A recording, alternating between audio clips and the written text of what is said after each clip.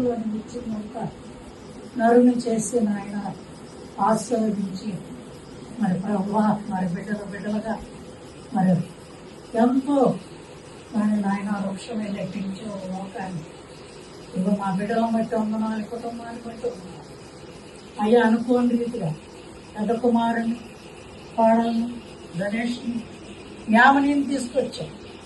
అనుకోని రీతిగా మరి కుటుంబంలో పెద్ద కోడలు స్థాయి ప్రభువా ఈ శాస్త్రాలు వందనాలు చెల్లిస్తున్నాను. చిన్న కుమారుని సునేలను మన ప్రభువా జితేంద్రాన్ని ప్రభు యువరాజును కూడా తీసుకొచ్చాను. ఆనందంతో సంతోషంతో కోవిన దూడ గంతులేసినట్టుగా ప్రభువా మాకు మరి సంతోషించు. మరి ఇక్కడ పుట్టినరోజు చేసుకోవాలని మీరు ఇచ్చిన భాగ్యాన్ని బట్టి వందనాలు చేస్తున్నారు. గర్భఫలం యెహోవా ఇచ్చే బహుమానం అన్నారు. మాకు ఇచ్చావు, మా బిడ్డలకి గర్భఫలం ఇచ్చావు. మీ స్తోత్రాలు.